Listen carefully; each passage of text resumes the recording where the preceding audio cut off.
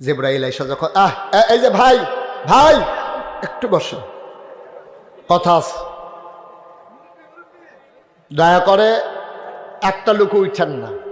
ইচ্ছে করলে মুশতাক ফয়েজি আবার ইচ্ছে করলে কয়দিন পরে আসতে পারবে, এই সুযোগটা আল্লাহ দেয় নাই। আসতে পারলে ভালো ছিল, কিন্তু আল্লাহ ব্যস্ত রেখে দিয়েছে অন্য কাজে।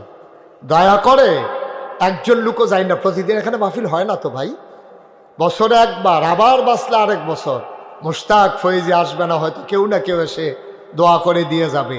শুধু আনছেন যখন কটা কথা হুন্ডা যান, দেখবেন উপকার পাইবেন।